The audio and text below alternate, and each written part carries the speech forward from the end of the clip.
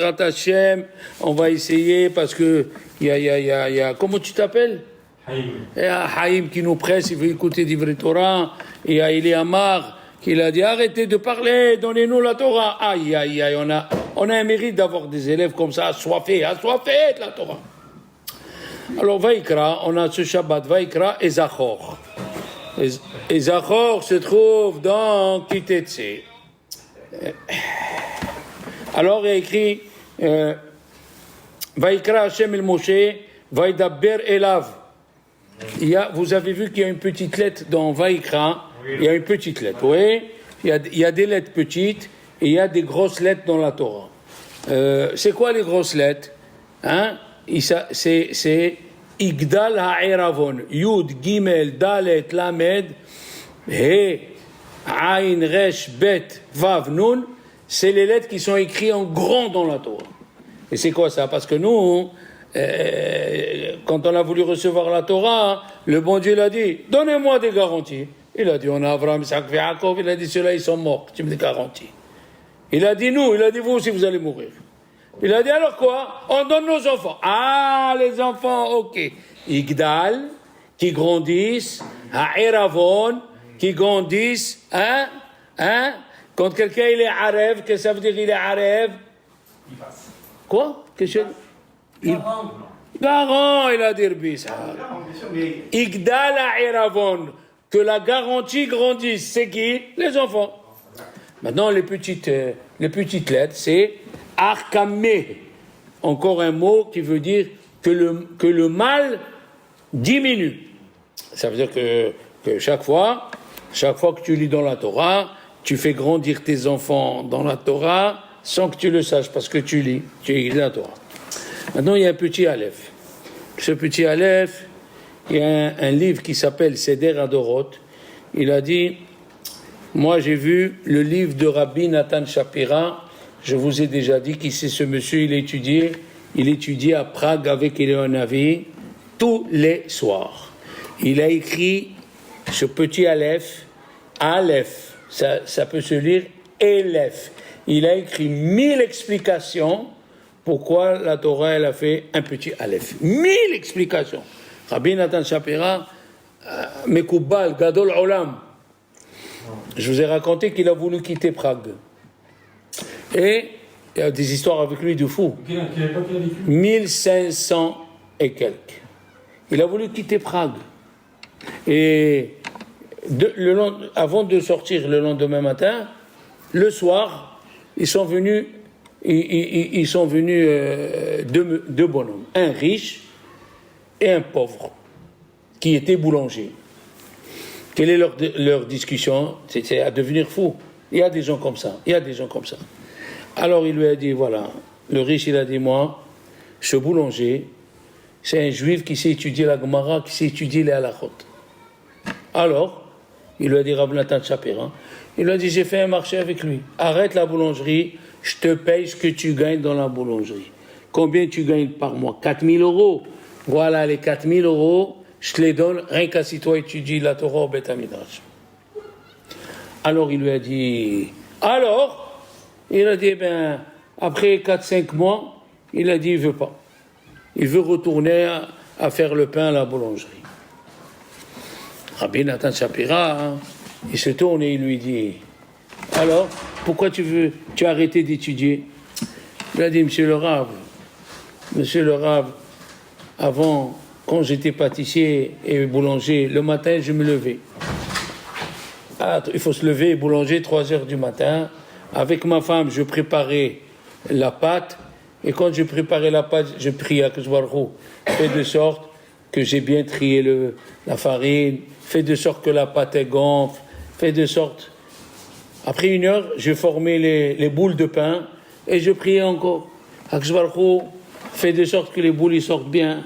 Après, quand je mettais les boules dans le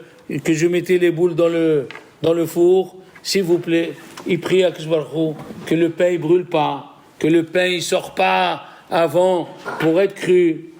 Il a dit, toute la journée, je prie à Kishbarou. Quand après mon fils, il prenait une partie, ma femme, elle prenait une partie, elle allait le vendre. Et on priait à Kishbarou, fais de sorte qu'on vend notre marchandise. Après, on priait que les gens ils soient contents de ce qu'on vend. Il lui a dit, Rabbi Nathan Shapira, et alors, il te donne l'argent. Il a dit, Arav, il me donne l'argent, mais je rentre au Beth Midrash, je rentre dans la Gemara, je ne parle plus avec Dieu. Moi, j'ai fait un métier où à chaque heure, je parle avec mon papa, je parle avec Hachem, je parle avec le Haïbishter, à Kadosh Baruch Hu. Rabbi Nathan Shapira, il a pleuré. Il lui a dit non, laisse-le. Il veut redevenir boulanger, laisse-le parler avec son père. Il a dit à sa femme, on ne quitte plus Prague. Une ville où les ouvriers, à chaque heure de la journée, ils sont attachés à Dieu, on ne quitte pas une ville par là. Prague. Et Rabbi Nathan Shapira. Rabbi Nathan Shapira, il a fait un livre gelé, Megalé Amukot, dans Vait Hanan, il y a le mot I'beranna. Dans le mot I'beranna, il a 276 explications. Gaon Atsoum. Il a fait 1000 pirouchim sur le petit Aleph. Ok. C'est lui qui a fait le chant d'Afayomi, je crois pas. Non. Ah, c'est pas le même Shapira. Ça, c'est Rabbi Meir Shapira. D'accord? D'accord. Rabbi Nathan Shapira, il est enterré à Prague. Les gens qui vont à Prague, ils vont au cimetière. Il y a là-bas la Alterschule. Alterschule, c'est la vieille synagogue, à côté du cimetière. Là-bas, il y a des Géonim de 6 siècles. Des Géonim, le Maharshal, Arawa Shalom, le Bah, Rabbi El Sarkish, Haramar, Rabbi Moshe Serlis, Rabbi David Taibel, le Baalataz, le Shach, Rabbi Shabbat Cohen. Là-bas, ils sont enterrés les lions. Celui qui a fait le golem. Les lions. Le golem. Maharal de Prague. Et il est aussi... Non, oui, il est aussi enterré là-bas. Alors, les enfants, le petit Aleph, oui, il est venu dire quoi? Le petit Aleph, il dit, le Baal HaTorib, c'est venu nous apprendre la Hanava de Moshe Rabbeinu. Moshe Rabbeinu, il a dit à Dieu, écris Vaïkar, comme tu as écrit sur Bil'am. Hein? Alors il lui a dit, Dieu, moi j'emploie pas les mots que j'emploie au Goïm. D'accord? Moi je dis pas Vaïkar, mais... Il a dit Moshe, alors, fais de sorte... il a dit, bon, on va écrire un petit Aleph. La question, elle est, quand Moshe Rabbeinu, il a pris l'encre pour écrire Aleph, il voulait écrire le Aleph en grand. Et Dieu lui a dit, écris le Aleph petit. Et l'encre qui est restée dans la plume, il l'a mis sur son front. Hiboub mitzvah. Le Hib mitzvah, il dit le Zohar. Et le fait qu'il a mis sur son front, il a eu 2 cornes de lumière qui sont sorties. Karnihod, le Hiboub mitzvah. Il a pris, il a mis comme ça. Ok. Mais la question, elle est, les enfants, la question, elle est, pourquoi c'est ici? Il dit Rabbi Yonatan Abisis dans Yaharot de Vache, pourquoi c'est ici qu'on écrit le petit Aleph pour nous dire que Moshe Rabbeinu, il est Anav? Pourquoi il n'y a pas écrit plusieurs fois Vaïkra el-Moshe? Il dit Rabbi Yonatan Abisis, dans Parashat Yitro, il a écrit 2 fois Vaïkra el-Moshe. Pourquoi ici absolument? Il a dit Rabbi Yonatan Abisis que tous les autres fois où tu écris Vaïkra el-Moshe, qui t'a dit que c'est Dieu qui lui parle? Peut-être c'est un ange. Aïe, aïe, aïe. Vaïkra el-Moshe, il a envoyé un ange. Tandis qu'ici, c'est écrit Vaïkra el-Moshe, Vaïdaber elav. Vaïdaber elav, il n'est pas dans les autres. Alors c'est ici où Moshe Rabbeinu, on a écrit le petit Aleph, c'est là, hein? Il a dit, Rabbi Moshe mi Ozerov, Admour. Il a dit une chose extraordinaire.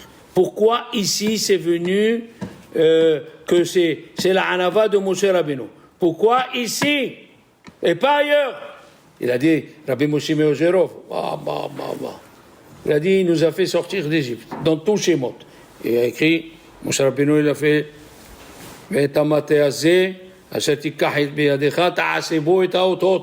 Moshe, il a fait les 10 plaies. Sauf quelques-unes que c'est Aaron qui l'a fait, pour montrer la reconnaissance, quand on t'a fait du bien, même un objet. Après, il nous a fait sortir d'Égypte. Après, il nous a traversé la mer Rouge. ואתה הרם את מטך, ונטה את ידך על הים. J'ai la chaye. Deux choses qu'il a fait Moshe Rabbeinu. On est arrivé au 50e jour, 49 jours pour recevoir la Torah. Qu'est-ce qu'il dit Moshe? Non, on ne la reçoit pas le 6. Je veux qu'on le reçoive le 7. C'était quoi le 6, Ivan? Vendredi. Il a dit non, moi je veux Shabbat. La reine du Shabbat, elle nous protège. La reine du Shabbat, on fait la Torah. Qu'est-ce qu'il a dit Dieu? Ok. Après qu'on a traversé la mer Rouge, il y avait Amalek, qui était là Moshe Rabbeinu. Donc, les 10 plaies, la sortie d'Égypte, la traversée de la mer Rouge, Amalek. Après, il est monté sur le mont Sinaï. Torah, Tziva Lanu, Moshe. Après, le 15 Tishri, ils ont commencé à faire quoi? À faire le Mishkan. Et ils se sont arrêtés le 25 qui se lève. Et qu'est-ce qu'ils disaient les Juifs? Vous savez, les Juifs, quand ça va pas, To'ib elibo, toleb erabo. Quand ça va pas, c'est le Rav qui est mauvais. C'est comme ça. C'est comme ça. Ne cherchez pas à comprendre comme les professeurs. Il a dit le Baal Shem Tov. Qui c'est qui est assis à Kadosh Baruch Hu, Olam Haba? Les professeurs, les enseignants. Pourquoi les pauvres? Toute leur vie, c'est les hontes. Si l'élève, il est bien, qu'est-ce qu'il te dit les parents? Tu as vu mon fils, hein? Et le prof? Non, il n'est pas là, le prof. Et si le professeur, et si l'élève, il est mauvais, tu es un mauvais enseignant. C'est ça, les parents. Ne t'attends pas à ce qu'on te dise merci. Ne t'attends pas. Eh oui, tu as fabriqué des élèves, tu leur as enseigné la Torah, tu leur as fait pénétrer, ils te rencontrent dans la rue, tu dis même pas bonjour. Ah ben c'est ça, non? C'est comme ça. Et le Shem Shama, alors il a dit le Baal Shem Tov, qui sait qui est assis à côté de Dieu? C'est le Melamed Tinoko. Alors on continue. Moshe Rabbeinu, il dit le Admour Meozerov, il nous a fait tout ça. Après, quand les Juifs ils ont fait le Hegel, Vayhal Moshe. Qu'est-ce que c'est Vayhal? On va le lire dans la Megillah. Vatehalhal Hammalka. Elle a eu un tremblement qu'elle a esquinté ses intestins. Et le Midrash il dit, tout celui qui s'appelle Esther, il est malade des intestins. Parce que Esther la première, Mskina, Vatehalhal Hammalka me'ot. Et alors, Moshe Rabbeinu, Vayhal Moshe. Nithalhal. Il a commencé à trembler comme si quelqu'un il a la fièvre. Et il s'est mis à prier. Et il s'est mis, jusqu'à que Dieu lui a dit, Salahti kitvarech. Après, il y avait le Mishkan. Mon cher Rabbeinu, le Mishkan, Dieu lui a dit, si tu ne me le montres pas, personne ne le montrera. Pendant 7 jours, mon cher Rabbeinu, il monte le Mishkan, il les fait descendre, il monte, il les fait descendre. Et le 7e jour, il se met de côté. Donc, à chaque fois qu'il a fait quelque chose, mon cher Rabbeinu, il s'est mis de côté. Et qu'est-ce qu'il dit le Midrash dans Vaïkra?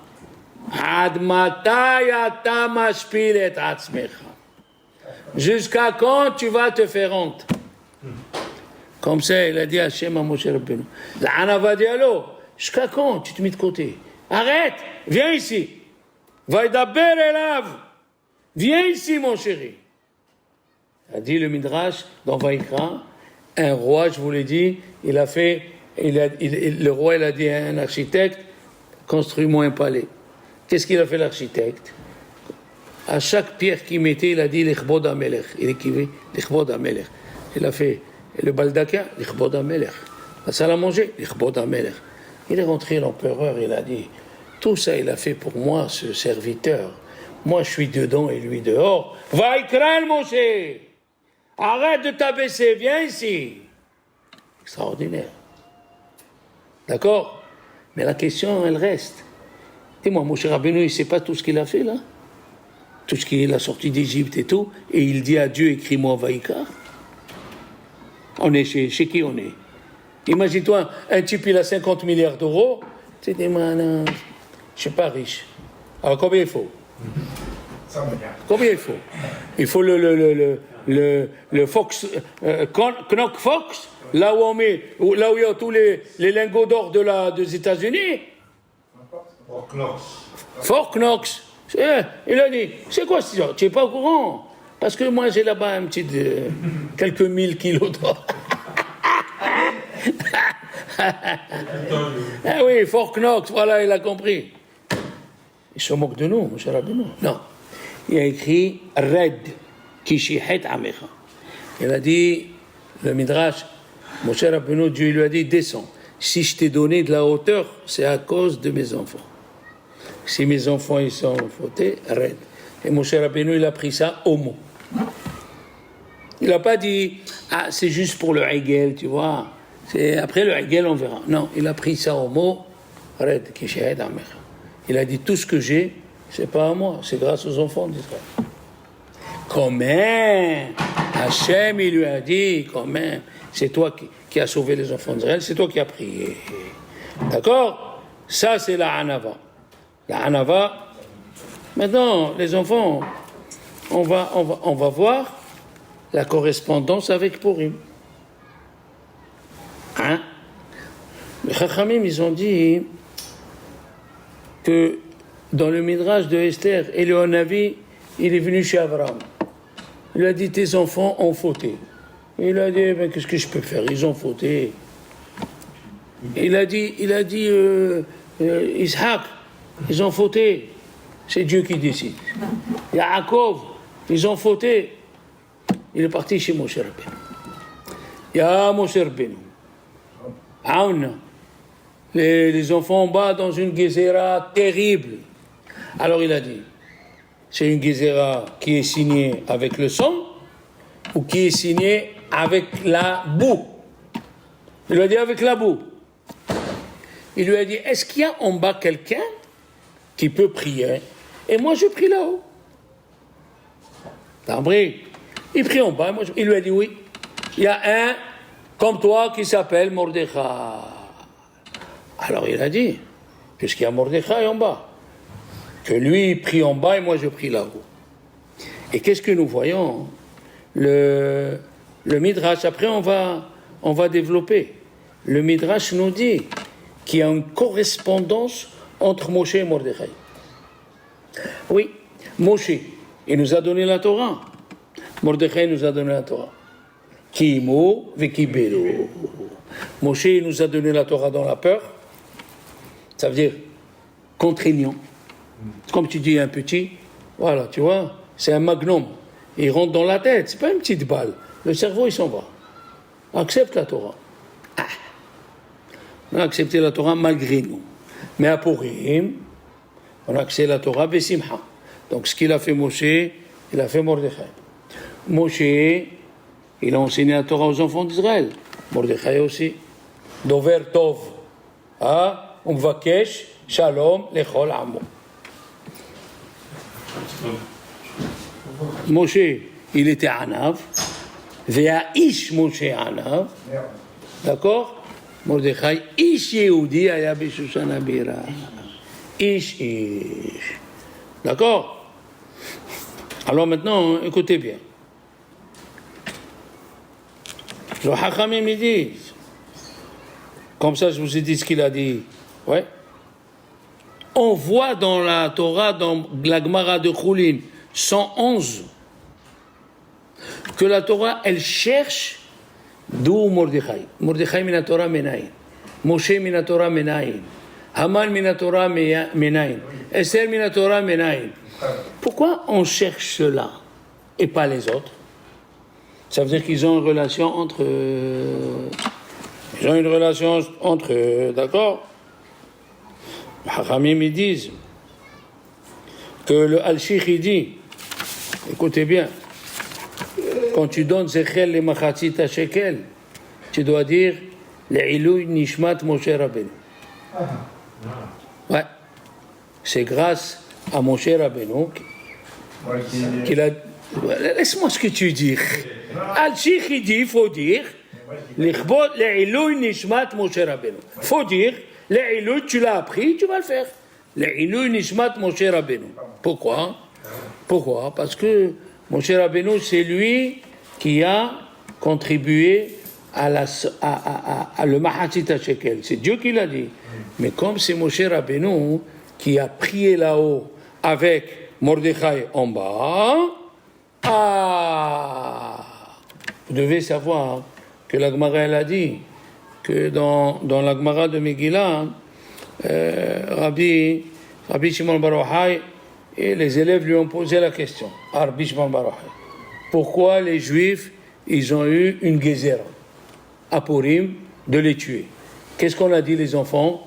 Que Moshe il a demandé, est-ce que c'est une signature avec le sang ou une signature avec la boue? Écoutez bien, Rabbi Haïm Volozhin, il était assis, il faisait ses Audat Esther. Et il est venu un vieux, il lui a dit, tu veux savoir où on a trouvé dans la Megillah que c'était pas avec le sang, c'était pas avec le sang la signature? Il lui a dit, je sais pas. Rabbi Haïm Volozhin, il connaissait toute la Torah. Il lui a dit, parce que c'est écrit que Haman, il a voulu tuer tous les Juifs. Comment il y a écrit dans Megillah? Les Abedam. Lo Bedam. Les Abedam. Tu coupes le monde. Lo Bedam. Et Rabbi Haïm Volozhin, il est venu chez Agra, chez le Gaon de Vina le jour de Purim. Il a dit, Arabe, j'ai un chidouche à vous dire.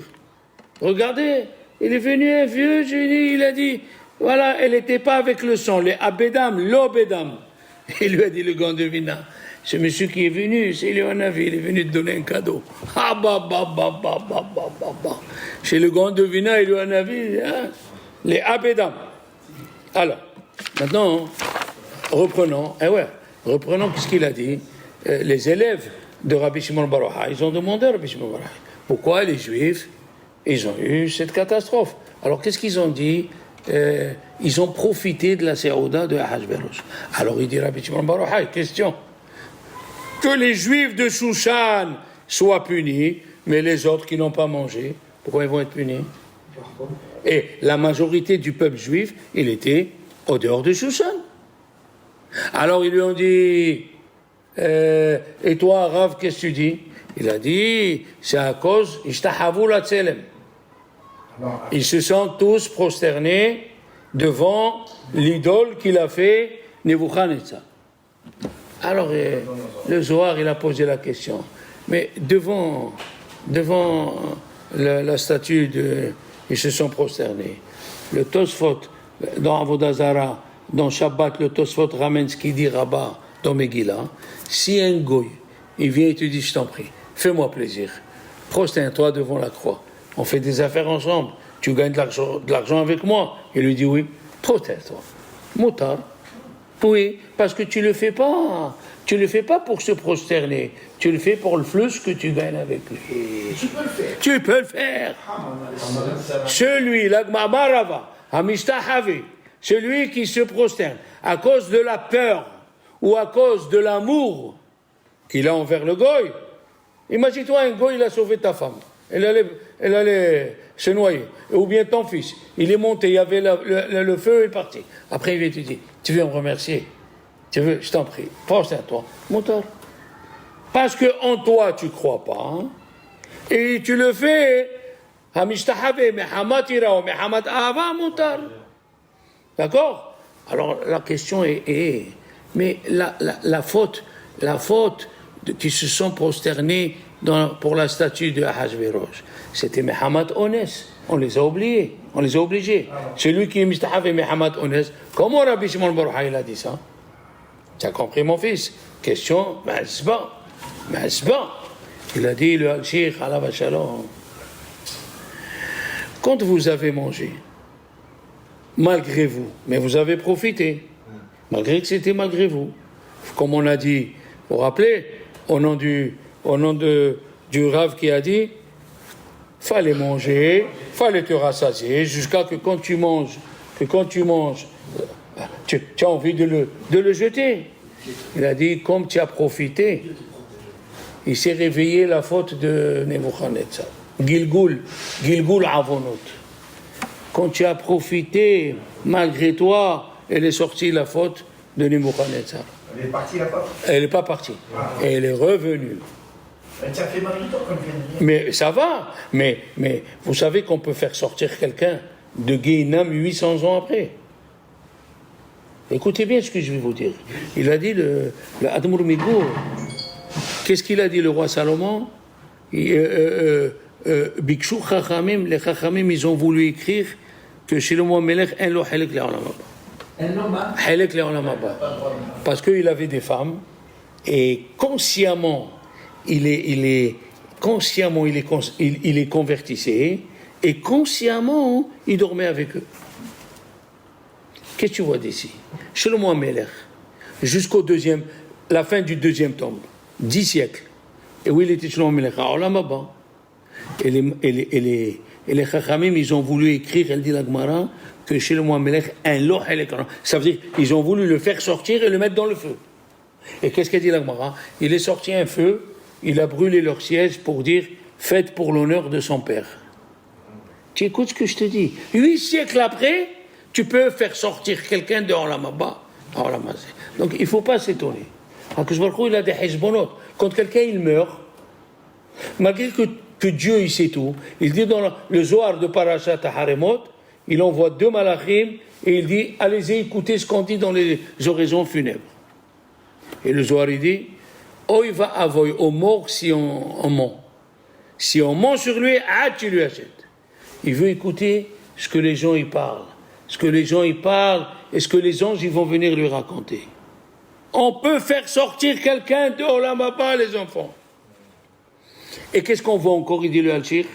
Que jusqu'à aujourd'hui, tu dis les Ilou Nishmat Moshe Rabbeinu, tu le fais monter encore de degrés. Quel degré il y a après Moshe Rabbeinu? Ça veut dire que 3500 ans après la mort de Moshe Rabbeinu, on peut le faire monter encore de degrés. C'est extraordinaire, ce qu'il dit le Al-Shir. C'est extraordinaire. Alors, tu as écouté comme c'est joli. Le Yefenov sur le Midrash de la semaine, il dit que ça veut dire Yehudi, Ish Yehudi, Haya Beshushan Labira, Shmo Mordechai, hein? Ben Kish. C'est quoi Kish? C'est une quiche à quoi là? Ben Kish. Non, ça veut dire Ikish al Dalte Rahamim. Il est venu taper sur les portes de la miséricorde, comme Moshe Rabbeinu. La Anava. C'est vrai que Moshe Rabbeinu et Mordechai, c'est sûr que c'est pas pareil. L'Okam que Moshe. Personne. Mais dans 3 choses, Moshe Rabbeinu et Mordechai, ils avaient. Moshe Rabbeinu était Anav. Mordechai aussi, il était Anav. Quelle est la preuve que Mordechai, il était Anav? Vous avez une preuve? La preuve que Mordechai, il était Anav. Parce que Esther, elle lui a dit, écris la Megillah, et il a écouté une femme. Il a écouté une femme pour écrire la Megillah. Les Hachamim ont dit, il y a 3 qui ont écouté leur femme. Qu'est-ce qu'elle a dit Myriam à son père? Tu es pire que Paro. Qu'est-ce qu'il a fait? Il s'est remarié. Qu'est-ce qu'il a dit Naama à Adam Arishon? Tu nous dis, continue à faire des enfants, et toi tu t'es séparé, ça fait 130 ans. Il a repris sa femme, et il a eu Chet. Caïn et Hevel, ils sont morts. Qui est resté? Chet. Pourquoi on l'appelait Chet? Hushtat ha'olam. Le monde a été fondé par Chet. Des fois, il faut écouter sa femme. Il faut écouter quand elle a des choses qui sont claires. Donc ça, Mamash, c'est la modestie qu'il avait Moshe, la modestie qu'il avait Mordechai. Doresh tov le'amo, umvakesh, non, Doresh tov le'amo, hein, je sais pas la suite, j'ai oublié. Bon, alors Moshe Rabbeinu on a dit, parce que dans l'autre cours j'ai oublié, Moshe Rabbeinu il était le Gilgul de Moshe même, Shin, Shet, He, Hevel. Il était le Gilgul de cela. Il a fait le Tikkun. D'accord? Pourquoi la Torah nous dit tout ça, hein? Parce que tu aurais pu dire que tout ce qu'il a fait Moshe Rabbeinu, à cause de la gava, c'est lui le chef, par lui il doit tout passer, hein? C'est lui le chef, par lui. Non, non. Maintenant, la question elle est, pourquoi Mordechai il s'est pas prosterné? On va réfléchir. Qu'est-ce qu'on a dit tout à l'heure? Si c'est assourd de se prosterner, pourquoi le Sanhédrin il se prosternait? Si c'est pas assourd de se prosterner, pourquoi toi tu te prosternes pas? Des deux côtés, ça va pas. On a dit que celui qui se prosterne parce qu'il a peur ou parce qu'il le fait par amour du goy, c'est permis. Alors, Mordechai, qu'est-ce que tu fais? Il a dit, dans Pirkei de Rabbi Eliezer, Perek Nun, il lui a dit, c'est lui qui pose la question. Alors, dans le Pirkei de Rabbi Eliezer, il écrit là-bas que Esther, elle lui a dit à Mordechai, c'est pourquoi Dieu nous punit. Mazé, ve'al mazé. C'est quoi mazé, ve'al mazé? Est-ce qu'on parle comme ça en hébreu? Mazé, est-ce que c'est pour Zé Lokecha Israël? C'est pour le Hegel que Dieu nous... parce qu'on s'est prosterné à la statue de Nebuchadnezzar? Ou bien Zé Ketonet Bincha, quand ils ont vendu Yosef? Est-ce que c'est à cause de cette faute ou à cause de cette faute? Qu'est-ce qu'ils ont dit, Chachamim? Elle lui a dit, Yeshno Am Mefuzar Umfurad. Pourquoi il a dit ça à Haman? Qu'est-ce que c'est Yeshno Am Mefuzar Umfurad? Pour réveiller la faute de Yosef. Depuis Yosef, Hatzadik, ils n'ont pas fait Teshuvah. Ils se haïssent entre eux. Alors, elle a dit, Esther, l'ech kenos et kol hayodim. Allah, restez groupir. Voilà. Mamash. Alors, le Midrash il dit que Esther, elle a dit à Dieu, il m'a fait un piège, ce Haman. Comment je fais pour me sortir? Alors, Mordechai, le Zohar, il pose la question, why? Le Zohar, il pose la question, Mordechai, pourquoi tu sors provoquer Haman? Reste chez toi. Reste chez toi. Mordechai, le ikhra' ve le ishtahave. Et tout le Sanhedrin, où il était? Chez eux. D'accord? Qu'est-ce qu'il a dit, Mordechai? Il a dit, moi je descends de Binyamin. Et quand les frères et Yaakov, ils ont rencontré Esav, ils se sont tous prosternés.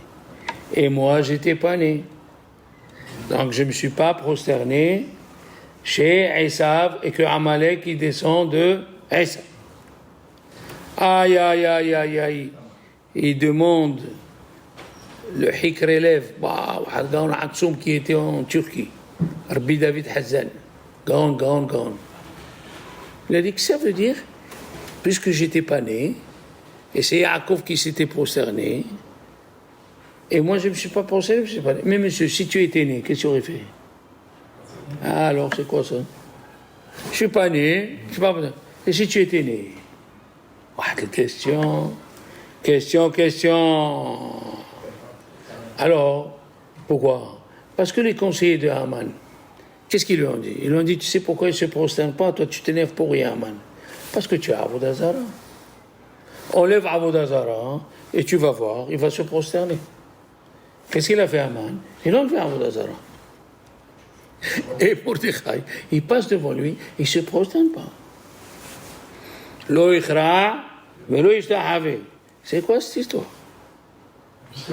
Tu as enlevé Avodah Zara.